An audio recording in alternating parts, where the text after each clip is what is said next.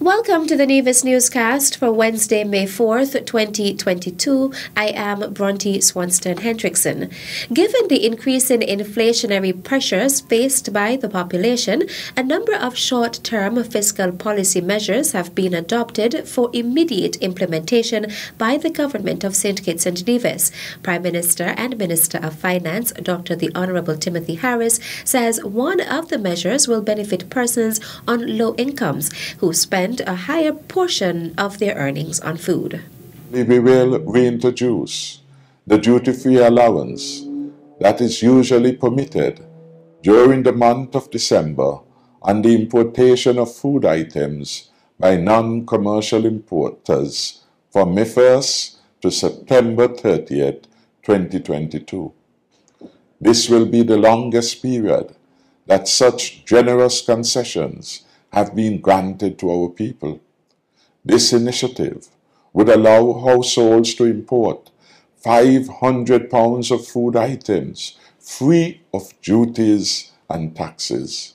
We will further extend for an additional 6-month period, that is, from July to December 2022, the removal of VAT and import duty on hygiene items and the removal of import duty and customs service charge on selected items such as vegetables, fruits, fruit juices, cough, cold preparations, and vitamin supplements. The government will also place an 8-month cap on the freight cost that is used in the calculation of duties and taxes that are paid on the importation of goods.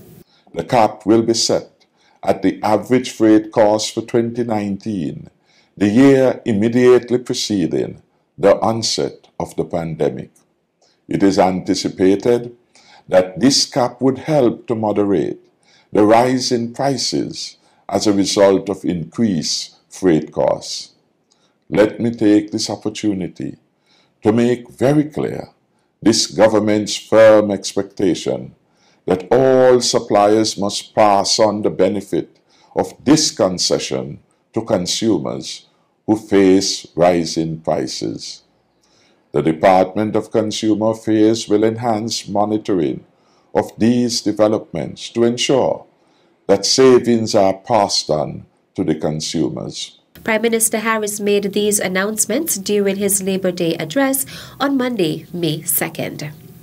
The Ministry of Tourism continues its Exposition Nevis Month of activities with the launch of a historical exhibition at the Malcolm Gishad Recreational Park. The showing, which will be on display until May 31st, came to being through a collaboration between the Ministry of Tourism and the Nevis Public Library.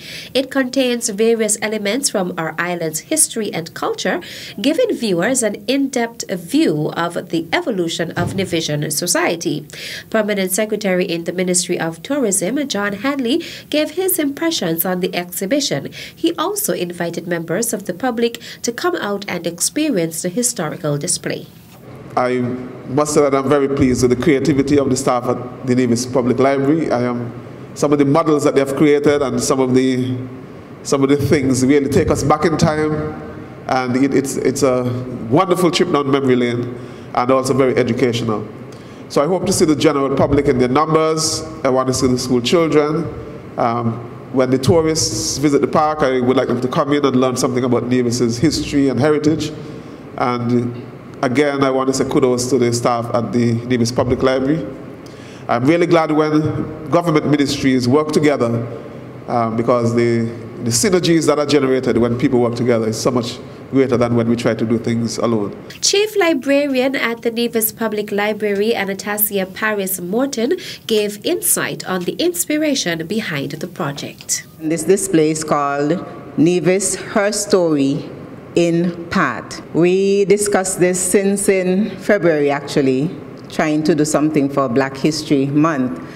But there were a lot of moving parts, and fortunately, we were able to get everything aligned to have this display for this month's activity. Now we have some facts and artifacts on display. These we hope will just remind us of the deep, rich history that this little gem will live on, what she possesses, and there is so much we still do not know and are still learning. The Ministry of Tourism will continue its month of activities on Friday, May 6th with an event entitled Heritage Life, which is scheduled to be held at 10 o'clock a.m. at the Nevis Heritage Village in Gingerland. Still to come. So it was really a good trip, I think, for us to come and to see what exactly is going on, not only in Nevis but in the Federation. The details after this break. Have you signed up for the Nevis Water Department's new ePay platform? It's an easy, safe, and secure process. Here's how to sign up. Have your water bill handy and log on to epay.neviswaterdepartment.com using your mobile phone, tablet, or desktop, and the rest of the process is easy to follow. It can also be accessed by going to our website at www.neviswaterdepartment.com and clicking on Pay Your Bill. Once you have completed the process and your account is activated, the app allows you to make payments directly to Nevis Water Department, get access to your account balance, have access to your payment history, and interact with our customer service department through the help desk feature. Yes, it's that simple. So don't wait. Sign up all of your accounts today. And remember, we at the Nevis Water Department are here to bring you, our valued customers, exceptional service.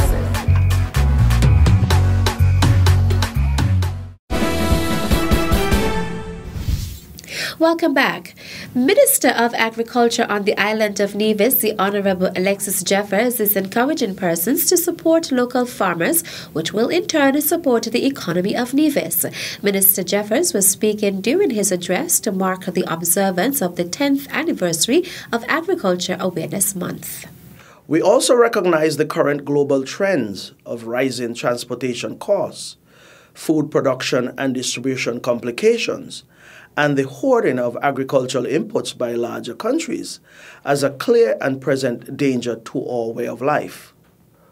Our economic development model made us dependent on an efficient global trading system and less reliant on local suppliers. However, in times of great stress, our vulnerabilities are exposed. Examples of these are the rising food costs at our local supermarkets and empty shelves. As such, the Ministry and Department of Agriculture continues to invest heavily in the support framework for our sector. These areas include the quarantine for pest and disease control, our engineering unit which undertakes land preparation and maintenance, our plant propagation unit that provides seedlings and fruit trees, the Larison Parry Depot, which includes all of its accompanying services, and of course our veterinary and livestock extension services. All these areas play a pivotal role in strengthening and sustaining such a framework. Agri-food systems support healthy diets for healthy communities, noted the Minister of Agriculture. Our aim is to reduce or eliminate nutrient deficiencies, which either lead to obesity or malnutrition.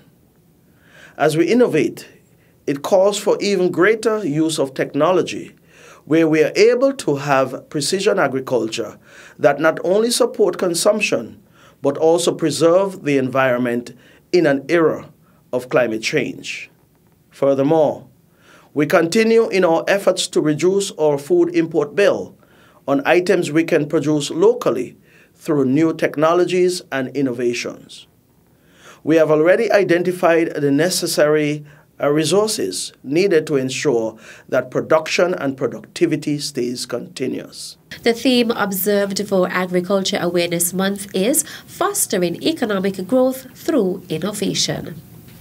A delegation from the government of Anguilla visited the Federation on Monday, April 25th to tour the islands to get a first-hand look at the agriculture sector. The tour consisted of farms and other agriculture interests and a manufacturing facility. Minister of Natural Resources et al. In the government of Anguilla, Kyle Hodge, shared his views on the tour of the island of Nevis. It is pleasing to see that agriculture is live and well in Nevis. You know, food security is a big concern throughout the region. And what I can say, from what I've seen so far, is that Nevis is doing its part as it relates to making sure that they have food sustainability first and foremost for Nevis. And then whatever excess can be exported to countries like St. Kitts and Anguilla and the rest of the islands, where we can then start to officially do trade. In Anguilla we have an abundance of fish. You know, the tunas and the mahis and those different type of pelagics. So we are forging a relationship with this trip, and it was amazing to be in Nevis today, to meet in person. COVID would have prevented us from meeting each other in person over the last 2 years. So over the last 2 years we had Zoom conferences with various countries, and it's too impersonal. When you visit and you meet friends and you make relationships, you know, you build them for a lifetime. Also on the tour was Chief Natural Resources Officer in Anguilla, Melissa Mead. This was a very fascinating trip. Learning experience to observe and see what Nevis is producing in the livestock and the crop sector, as well as agri-processing, for us to see what we can adapt, tweak, that works well for us in Anguilla, so that we can advance our food production sector as well. So this visit was, I would say, timely and very informative. And as the Minister said, we have forged relationships that we can build on as time goes by and offer support as necessary or as needed, resource-wise, to Nevis or to Anguilla, however the need arises.